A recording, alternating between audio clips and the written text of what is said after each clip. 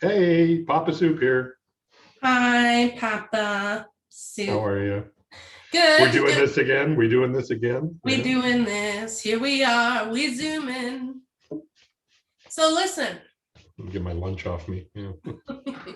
something came up on the Mamasoup platform. Tell me. Some chitter chatter about teenagers. And Oh, good subject. yeah, and the question is like, why don't people talk more about what they're going through when they have teenagers and how hard it is? And now I Good. thought, you know what, you'd be a cool person to ask because you've raised four teenagers, as have Mhm. I. I have some thoughts on it. We've got some miles under our belt for teenagers. Yep. We've had some experiences with the teen years, some really good ones, some like of the worst that you can imagine. There's a broad spectrum of what we've had to deal with. Yes, for sure. Good subject, though. Good idea. Yeah, thank you. Good to And talk about. I think we should start by saying that perception is everything. So it Put doesn't some matter. context around that. Yeah. Well, like it doesn't matter if we've gone through a horrible experiences like we have with addiction and jail and the prison and all that. Yeah. I mean, we have had those experiences. We have never hidden that. But just No, we've because, had to speak about them because it was therapy to us to talk about it. So yeah, it's that's good. how I look at it too. But the perspective is that just because your kid isn't in prison or, the cops aren't bringing him home in handcuffs or she doesn't have an addiction to meth or whatever, it doesn't mean that your problems are not significant to you. Exactly. Like, don't minimize your experiences with teenagers just because other people have had it worse. Yeah, exactly. Yeah. Exactly. Yeah, that's a good point. You know what? It's one of those situations, for me at least, the first child that we had that hit teen years was almost a picture perfect child up until 14, right? Yes. We had already realized who this person was, what their character was, what their personality was, what to expect from them, how to talk to them, how to deal with them. So we were set. We were all good. And then the day that person turned 14, we had somebody new to deal with. And both of us looked at each other like, how are we going to deal with this? Yeah. I mean, we had the child, and I mean, I'll say it. It was our oldest daughter. Emma's a wonderful, beautiful human being, and love her to death. Sweetest child, Browner in school, always a people pleaser, please the teacher, do all your work, get good grades, do that kind of stuff. Emma was just the picture perfect school child that you would want. Performer. And then, yeah, complete performer, actor, the drama. Cheerleader, everything, horseback rider, everything. She just loved it all. And then she turned 14. What happened? And yeah, no word of a lie. On that day, it was a switch. It was somebody completely different that we had to learn how to deal with. I think she's a great example too, because people who are struggling are usually they're going through it with either their first teenager or they had a really smooth transition through the teen years and now they have another kid coming up on these years and they're like, what the hell? This didn't happen with my first kid. But with Emma, she was so outgoing and sweet. And she was, I mean, anybody who knows Emma loves Emma. Absolutely. But the day she turned 14, she turned into the like a real bitch. It's just, for lack of better words, just somebody that was we couldn't reason with, we couldn't talk to. We had different languages at that point. Yeah. It was again like walking, you come home and you'd be walking on eggshells. Which Emma showed up today? Like, we just didn't know. I don't know if that was hormonal, which I'm thinking it was. Yeah. But for the most part, and I mean, I've had friends who've had similar situations where their teenage daughter one day just became just decided to hate them and they couldn't talk to them anymore. And this was where, you ended up coming home and walking on eggshells because your daughter just is a completely different person than who this sweet little girl was that you raised up to that point. And you can't understand why. Why do they hate you so much? Why are they so angry? Why if they that whole thing about angry teens, 100% true. Yeah, for and sure. It's raging hormones. The thing I find about teens is and we learned this from a therapist that we were talking to for one of our other kids. When you're, as a parent, when your child reaches the ages of 13, 14, as a parent, you've pretty much taught them everything they need to know to make their way in life. There's not much left in the books to teach them, other than just reinforcing what you've already shown them and taught them. And it's kind of hard because then you fall back on, well, how am I dealing with this now? And now it's like, okay, I can't scold them like a toddler. But you brought this up earlier. The concept that we were shown that a 3-year-old is very similar in reaction and emotions and whatnot as a 13-year-old. And it's 14-year-old, exactly. Yeah. Very similar behaviors, very similar emotional reactions, and 100% absolutely true. We've experienced it. We experienced it because we had both. We were lucky. We had a 14-year-old and we had a 4-year-old, right? So, I mean, at the same time. So it was like, wow, behaving very similarly, right? Yeah. With Emma, she was such a good kid, honor roll student, never got into trouble, turned 14. So yes, there's the hormones that made her kind of unapproachable for a while. But then there was the influence of friends that she probably shouldn't have been hanging around with. And she ended up stealing. Yeah, she was with a friend at a mall, and then she was caught shoplifting. Yes. Yeah, I'll never forget. I got that phone call. Fucking shocked. Getting that phone call, and by the way, talk about a good dad. I was away with our other kids, and I got the phone call from the police, and you had to go down and deal with her and them. I was renovating the basement at the time in our old house. Yeah. But that aside, I mean, we were completely shocked, embarrassed, ashamed of her. Yeah. Where did we go wrong? Like when you get that phone call from the police and you're like trying to explain your way. I said, "Are you sure it's Emma? Are you talking about Emma? You're not talking about my child like that. My kid would actually thieve. Sweet little Emma? What? Yeah. And so I think that's part of the reason people don't talk about how hard teenagers are, is because they think it's a reflection of their own parenting. Yeah. And often, most of the time with teenagers, it isn't. Obviously, sometimes it is. Most parents don't want to accept the fact that their child is, one, lying to them. Yes. Two, doing stuff that they're not telling their parents about. Because how many times have we heard friends, acquaintances of teenagers say, "Oh no, my child would never do that. Oh no, my child doesn't do that." And meanwhile, we're like, so you think? No, that's actually, that's going to be the reality that's going to slap you in the face. Yeah, she is. I was like that. I mean, you remember that time that Emma told me she was going to the mall and she was somewhere going to work or doing something. She was grounded for something. She was grounded and she had to go to work or something. That was it.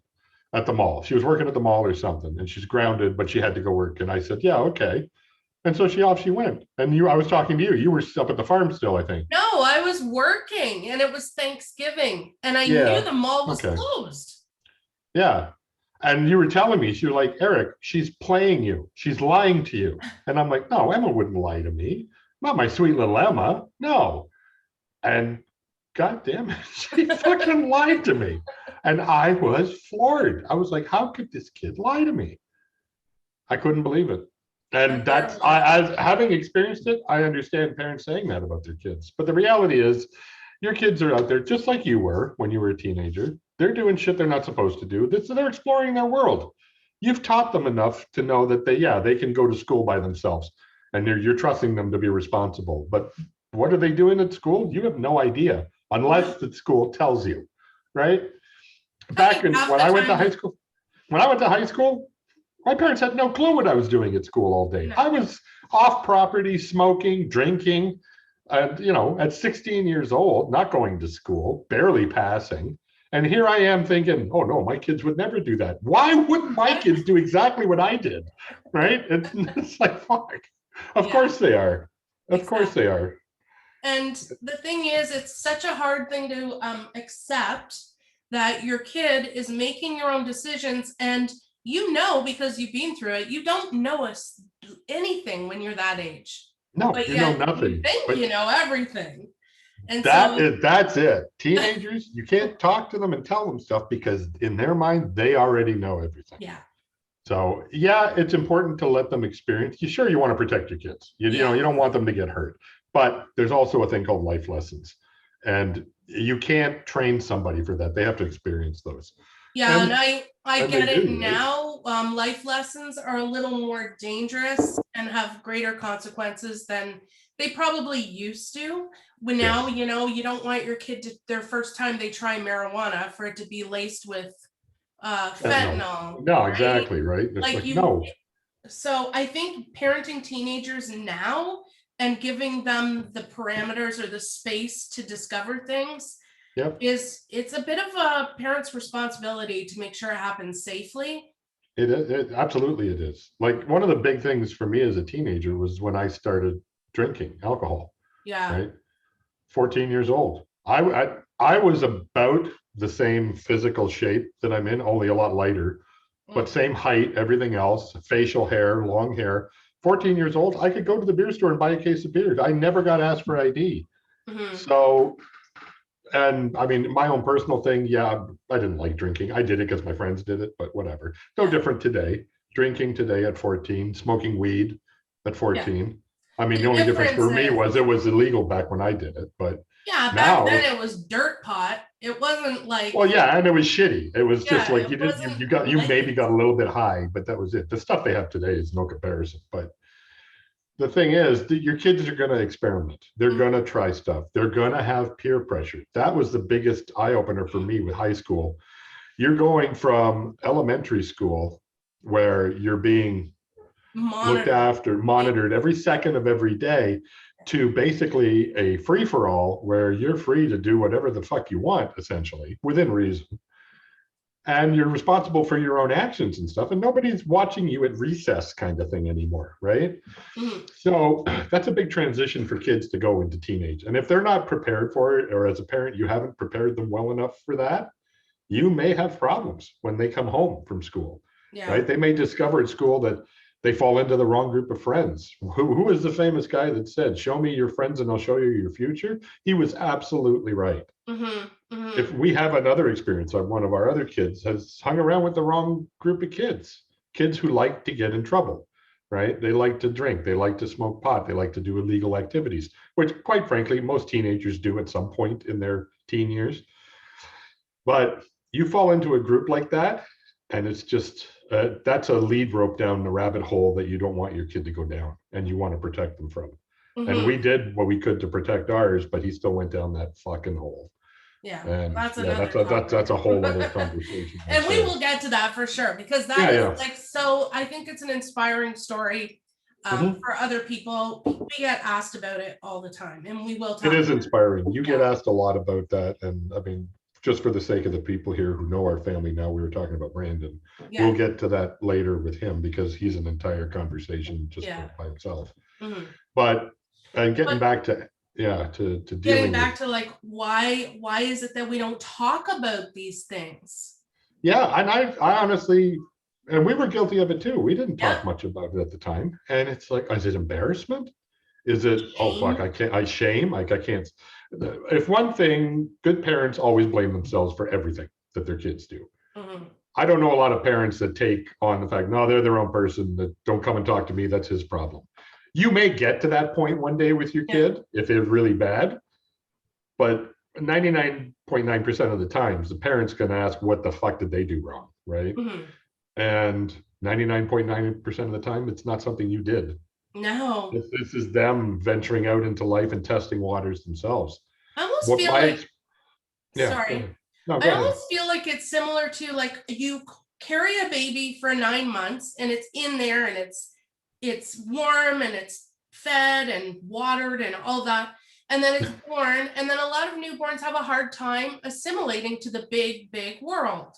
Yeah. And with teenagers, we're like, if we don't give up little bits of control gradually, and all of a sudden they reach an age where they're like, no, fuck you, I'm doing things for myself now. Yeah. It's a big, scary world. The box is so big that they don't know their boundaries. Absolutely right. Yeah. Don't you remember we had a hockey family friends that had a kid like that.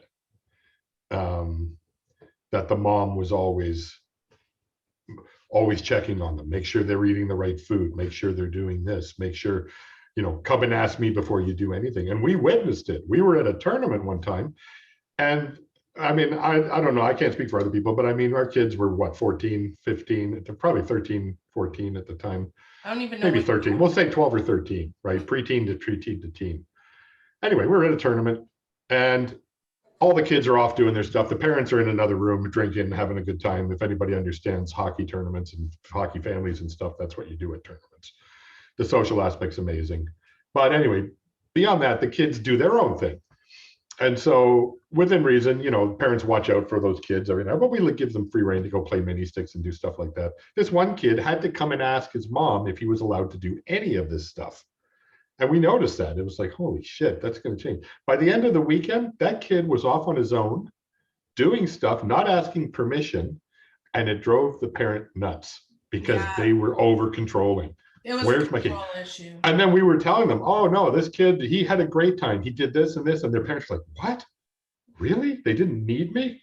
No, guess what? They didn't fucking need you. Yeah. Okay. They're 14 years old. They can do a lot of stuff on their own, right? And we have to say too, like for the parents who have a hard time giving up control, that's not their fault.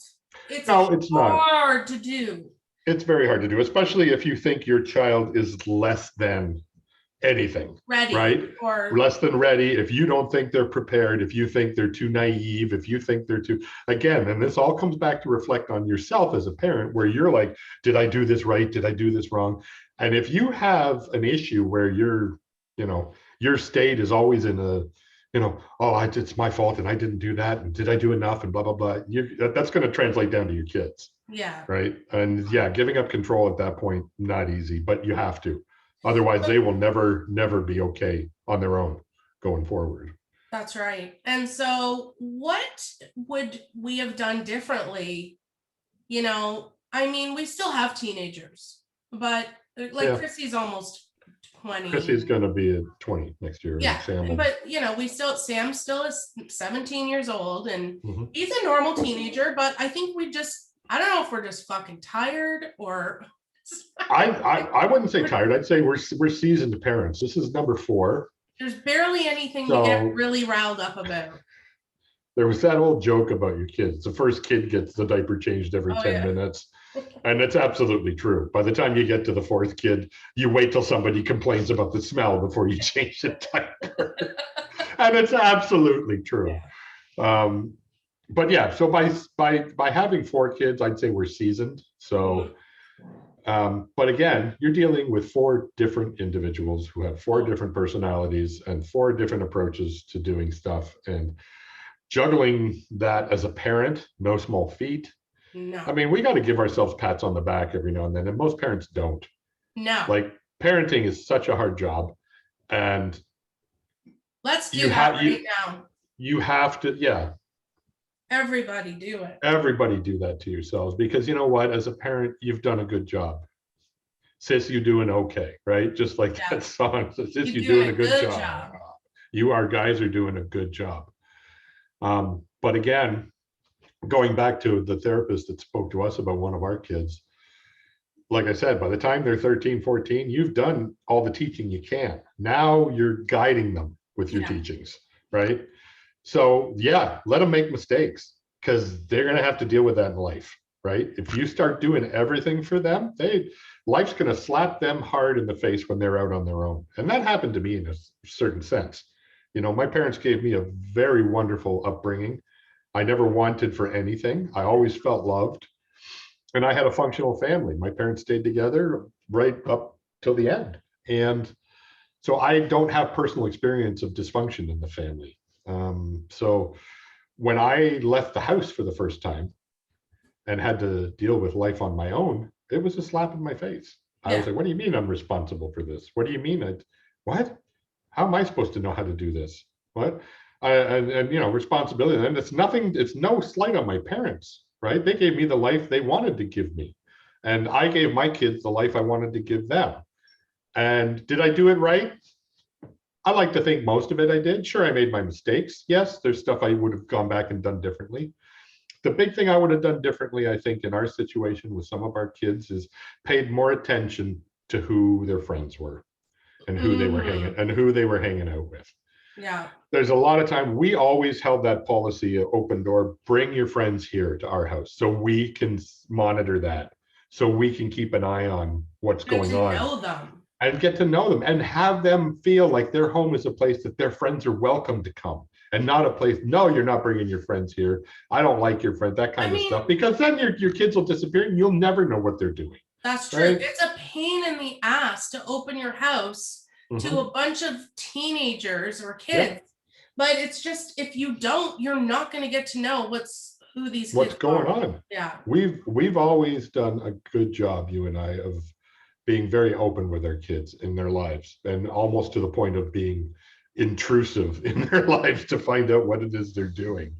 And you're a master at doing that. You want to know where your kids are and who they're talking to and what they're saying, because it helps formulate who they're going to be as an adult moving forward, right?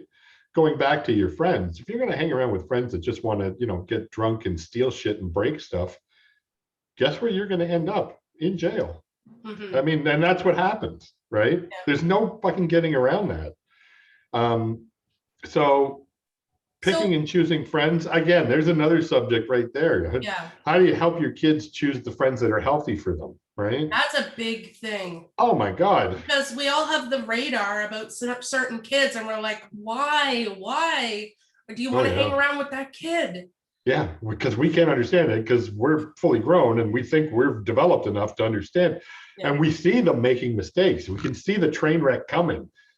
And you just don't want them to get hurt, but sometimes they have to, right? Yes. It has to be a life experience. To have that experience that first time that a person that you considered to be a real good friend betray you. How does that happen? Or to be a kid in school and have some other kid come up and not like you. Yeah. How come this person doesn't like me? To not be able to prepare your child for that. And the big thing too, to prepare your child, is the first thing I always felt I needed to tell my kids was just get the idea that life is fair out of your head. Yeah, life is not fair. Life is not fair. She got something, you didn't. It's got nothing to do with anything. All right. It's no slight on you. It's no slight on them. Life is not fair. But for kids growing up right now, it is though. Yeah. Like we saw it in hockey. Everybody got a trophy, whether they were the winning team or the losing team. Yeah, that's a generational thing. Everybody gets a prize. I am not a proponent of everybody gets a prize. I don't like it. And it's meaningless. I mean, we have kids that played hockey that got trophies that couldn't give two fucks about them now, right? And they didn't give two fucks about them when they won them. It meant nothing to them. What they wanted and enjoyed was the experience of being with their friends there and having fun, right? Yeah. The prizes and everything are for the parents. Yeah. To brag about. Oh, my kid, look at the trophy my kid got. And look at this. It's looking good. It's so true. The kids couldn't care less. There's a handful of kids that do care about that, but they've grown up with their parents believing that that's important. Yeah. Right. So, we've all seen the kids that are just like, they have to win at every cost. Right. Yeah, and that's generally driven by the parents. Yeah, absolutely. So on the Mamasoup platform, people have talked about, a lot of moms have talked about not being able to talk to their kids. Like they reached an age and all of a sudden their kid was snapping at them and they wouldn't share information and they feel like they're walking on eggshells. just like what you said.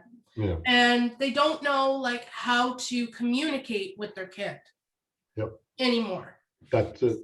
Yeah. So what did we do? How have we dealt with that? Well, it's different for every kid. And I Yes. mean, as an example, I'll start with Emma.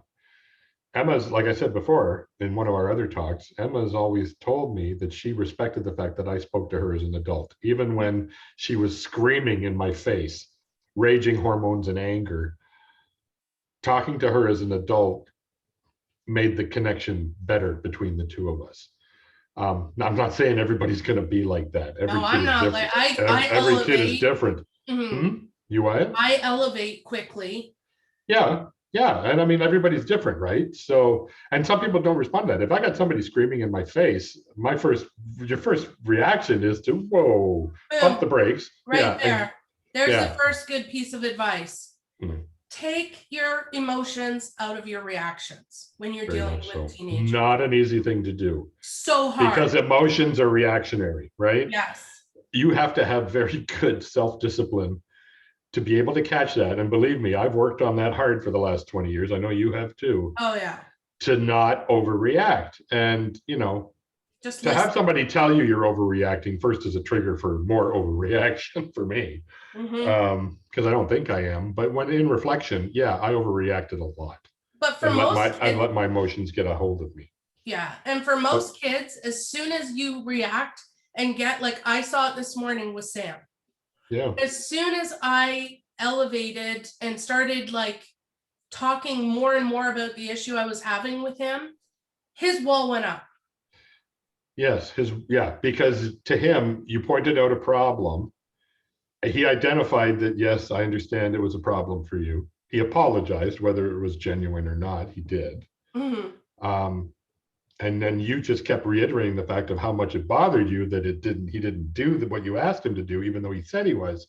He didn't like you reminding him that he had screwed up, Yeah. essentially. And I should have, I should know that with him in particular, I don't need to rehash things to make an impact.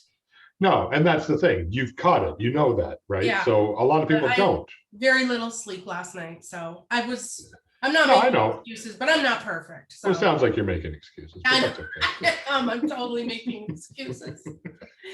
But But no, anyways, everybody's, yes, try your best to pull emotion out. Try and put yourself in the other person's shoes. I always try, when my kids have a problem, I try to put myself back to their age and what did I do back then, if I can fucking remember back that far. we didn't talk to our parents at all. And no, that's a big generational different things. Like Yeah. we're at the tail end of Gen X, you and I, right? Yeah. Well, I'm more in the middle. You're more in the middle. I'm like the last year of Gen X. And yeah, I never really, my parents. We were latchkey kids. They were what? We were latchkey kids. Our parents were never around. And now, if they were drinking or I don't even know. Like they were. Well, my mom was stay-at-home mom, which is fine. I mean, that was, to me, I grew up with moms at home. So when I go home, mom's always there. That's not the case for everybody, obviously. And dad worked. Dad got up, grabbed his coffee, went to work, came back at 5 o'clock, had dinner, fell asleep in front of the TV. That was my life growing up. That's what I remember of my dad. Yeah. Right. On the weeknights and weekends, extracurricular, dad would take me to hockey or whatever I was involved in. Mom would come to games occasionally and that kind of stuff. And I just feel like now with teenagers, you have to talk so much more than we needed talking to when we were younger, because now you've got social media, you've got internet, like widespread access to porn and gaming. You are absolutely 100% right. There's more interactions available for kids today than we ever had. We never had the distractions that they have. Like, right. If you wanted to talk to a friend, you had to grab the phone in your house and drag it as far as the cord would go to have a conversation with your friends. And then your parents are on, get off the phone, right? Mm-hmm. Now we leave our kids at a young age with a device in their hands that they can experience the whole world on at their fingertips. What's your opinion about monitoring your kids' texts and things like that? We Well, have done it, but well, we were lucky enough to be parents at the age where this became a reality for parents. The mhm, ability for your kids to have chats with other friends online. The onslaught and birth of cyberbullying. mhm, And what are your kids looking at on the internet? I'll be honest with you, as a kid growing up with no internet and any of that kind of shit, I mean, porn to me was a Playboy magazine yeah, that, either my dad had or some of their friends had at their house or something. And that was my experience with nudity at the time. mhm. And before that, it was National Geographic and looking at the pygmy pictures, right? How pathetic is that? Yeah, Um, Today, I don't know how parents today. because a lot of parents today actually grew up with the internet. Like Yes, for our like perspective is parents a with little young old. kids. Oh, Yeah, absolutely. If you've got babies and toddlers now, yeah, you grew up with internet. they have We didn't. iPads and yeah, How do you? I would love to have that conversation. How do you guys deal with it? Because we transitioned from no internet and ability to get to like porn sites to holy shit, I have to lock down my kid's computer. I have to put hours in that they can go. I have to ghost record everything they're doing yeah. to keep an eye on them. And I'll be honest, I mean, we did our share of that and we were fucking shocked at what we saw. And Shock. ours was mild in comparison to Yeah. what's out there. I mean, our daughter Emma had conversations where, and I say typical, boys, teenage boys are driven by their hormones. And, So are teenage girls. yeah, well, I'm talking from the boys because I'm a boy. Mhm, Um, we're very much driven by our crotches at a mhm. teenage age. And at this point in life now, I mean, we grew up with this, or we experienced this with our kids, send me nudes. That was non-existent when you and I were a young age of the No. teenage age. You mean I have to physically take a picture of myself, get it printed at the local photomat, and then bring it to you at school and give it to you. Here's a nude of me. Whereas now it's like fucking fire, click, click, click, fire, fire, fire. And next thing you know, you're the most popular picture on the internet for that day, right? Okay. We're getting Holy off the topic though. no, Lucas. yeah, Where I'm are we? sorry. I'm sorry. Why? It's just, yeah, go ahead. The question is why are parents not talking about it? Like, I understand that there's, this stuff has kind of evolved over time. It's not a shock to us. We know that the stuff is out there on the internet. We know our kids have access to information. And I we think the know that, important thing with that is we have to explain to them what we know and what we feel and let them make their own decision. Like we've explained to our kids that porn is not reality. It no. isn't. It's entertainment is what it is. Mhm. And you need to be able to have, healthy physical relationships with people as opposed to entertainment relationships with people, unless that's what you're into, right? Yeah. But it's not reality. Porn is not reality. I hate the idea that children are watching porn and thinking that's how they have to behave and that's what Yes. they need to do and that's how they need to degrade themselves or whatever. It's not true. Now I'm just saying porn has its place, right? If you enjoy it, then fucking, if you're a grown up, fine, do what you want. Yeah. But in the development of a child through a teenager and all of that, the challenge as a parent to make sure they understand that, the real world isn't like porn. Mhm. The pizza guy doesn't show up and then end up having sex with mom. It's just that's not the way the world works. Yeah. But to somebody impressionable, that's a tough one. And as a parent, what do you do to curtail that without being a helicopter parent? Right. Yeah, I you mean, have to it's start just, those conversations early for and sure. we always did. I always applauded you for that because you started talking to kids about birthing and sex at such a young age. I always felt like, oh, wow, they're way too young to process that. But holy fuck, no, they're not. People are so afraid Yeah. that their kids can't handle stuff. But it's been proven that children start to learn at a very young age. And this whole system of, kids have to start school at 5 years old is bullshit, as far as I'm concerned. They start to learn way before that.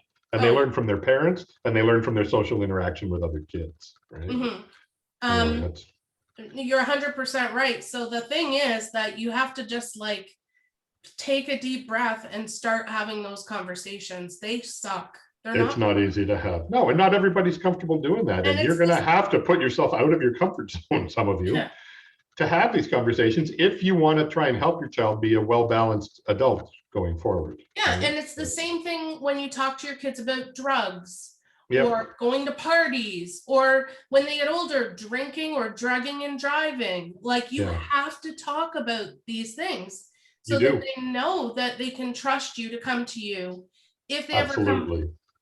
Yeah. If they ever, Absolutely have to trust you if they ever come to you. Yeah, yeah, exactly. if they And ever. luckily, being the good team we are, our kids come to us with those Yeah. kinds of problems.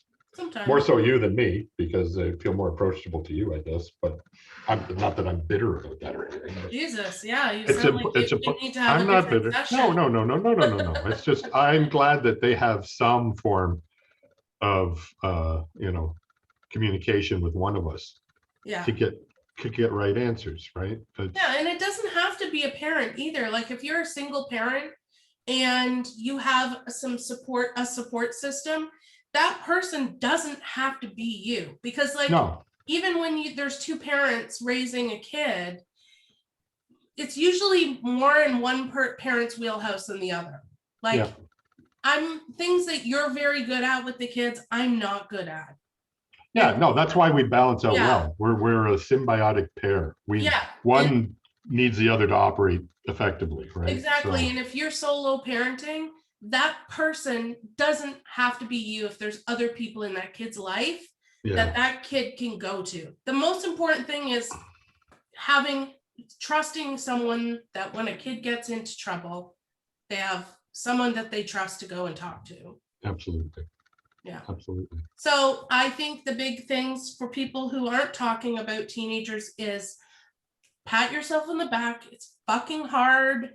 It's thankless work when you're in the thick weeds of it, because it's a one-way relationship. It feels like you're putting in all the work and they are just, am I keeping you awake? No. Oh, you were yawning. Yeah, well, sorry, I'm human. I yawn. It feels if I was like this, then yeah, you'd have to. No, I'm listening. It feels Of course like I am. a one-sided relationship. And I've always described it as, it feels like a job that you hate. We've all had that job that we hate so much that we don't want to go to work. Mm-hmm. And having a teenager or a relationship with a teenager can feel like that sometimes. Like, absolutely. And having 4 of them, yeah. By the time you get to the last one, you don't want to talk about this shit anymore. No. Just give me my wine. But yeah, for sure. Give me my wine. So I think that's the important thing to remember. And this too shall pass. Kids don't stay teenagers forever. And so in this day and age, I think it's important to just do whatever you can to keep them emotionally and mentally healthy and physically healthy and keep them alive, because there's so many things that can happen now. And it's a bit different world than it was from us. That's for sure. Yeah. And we're adapting as well, right? I mean, as parents, we adapted as life goes on too. So yeah. The one thing I wanted to add though is if you're having difficulty, like the topic we had here is why aren't people talking about their teenagers? Mm-hmm. I think that's a question you have to ask yourself as a parent. Why aren't you talking about your teenagers? Well, why didn't we? We weren't like telling all our friends. Yeah, have that conversation with yourself. Like, what is it about the talking that's troublesome? Is it the subject matter? Is it you're afraid of your kids? Is it you don't want to hurt them? Or is it you don't want to expose them to the nastiness that life has to offer? I mean, to me, I overanalyze everything anyway, but to me, that's important. It's like, why are you having difficulty talking about your teenager? Well, we did. Answer that question first before you move forward. Is it a problem with you or is it a problem with your teenager? Right? Because there's touchy subjects you got to talk about. Sex is, just one of them, but holy shit, there's drugs, there's everything. Like, I mean, but tell me something. Yeah. When we were having problems with teenagers, like, you always call out your teenager, oh, look at, she graduated with honors, or he got his driver's license, yay. Yep.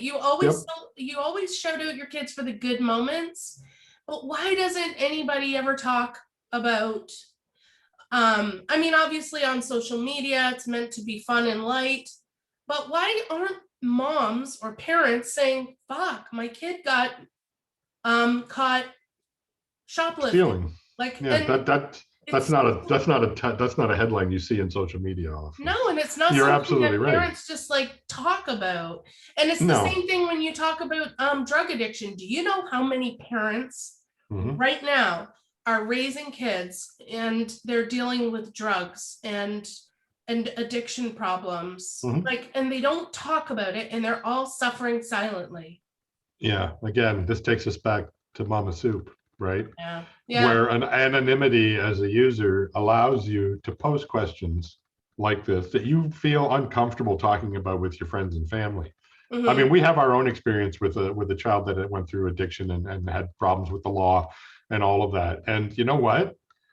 Yeah, we didn't talk about it for a long time Oh because my God. first off, reality, you're embarrassed about it as a Yeah. parent. Your kid's failing at something and you obviously blame yourself, even though it's not your fault. Um, you know, yeah, so I mean, you're taking on the blame. It's a touchy subject with people too. Some Yeah. people get high and mighty when it talks about it. Those are the ones that are my favorite. The high and mighty parents that my child is perfect and blah, blah, blah.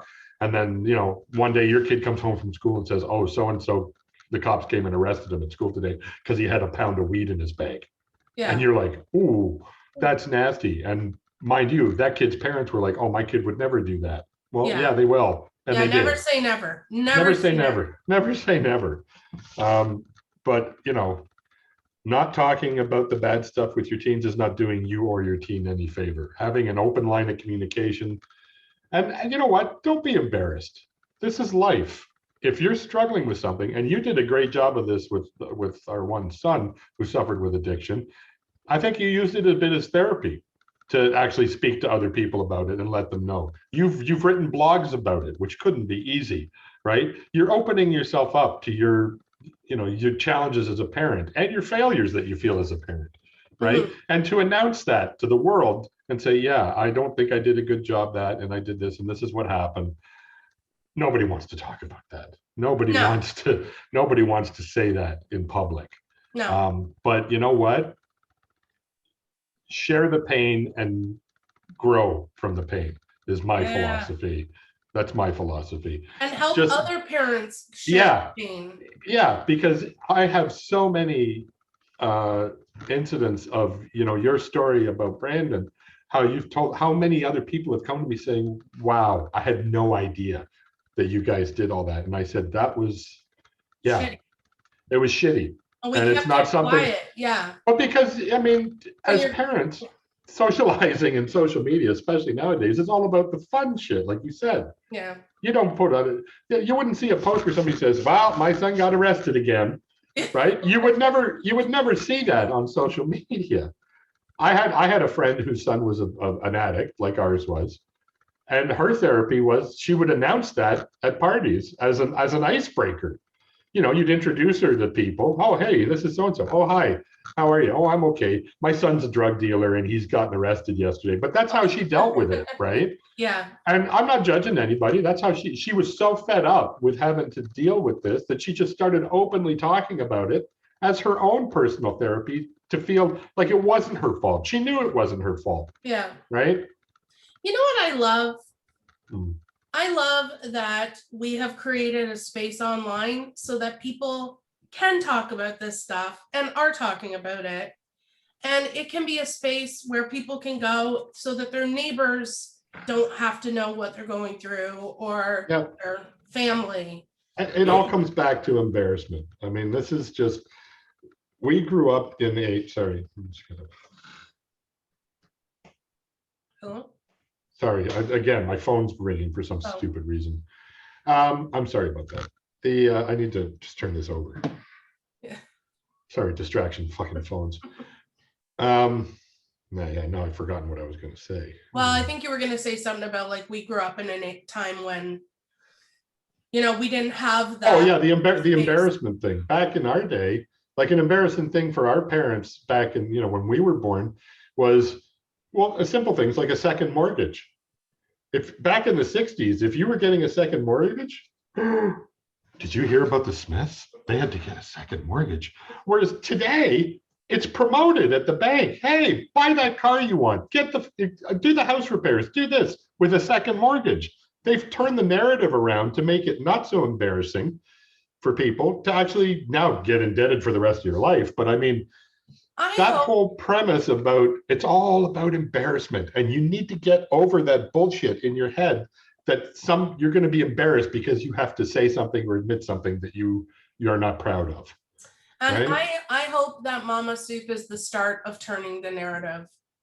I was behind Mamasoup 100%. Yes. Because the core of Mamasoup is to provide a place where people can have that conversation, can talk about the hard stuff, and share and grow from the sharing. That's the whole beauty of that whole platform, is that you can have that available to you. For those that don't have it, we were fortunate enough that we had each other, and we had a great support network, right? And we want to build that support network and everything into a platform where others who don't have that opportunity can have something similar, right? Exactly. I think that's fantastic. Yeah, exactly. Never give up hope, especially never with give up hope. No, we're always here to talk to. Yeah, and send us your questions and comments. We will continue to solve the troubles of the world. Oh yes, yeah, we're here to solve all the problems of the world. We just don't have booze. We just don't have booze in front of us yet. All right. Well, I thank you for joining me. Oh, I love it. I love the invitations, and I will talk about anything and everything, and you know that. I do know that. I hope our viewers enjoy it and take something away from it. I hope people take stuff away from it anyway. Me too. Oh, even if they don't, it's fun to talk to you this way. Yeah, it is. Okay. I love you. All right. I love you too, hon.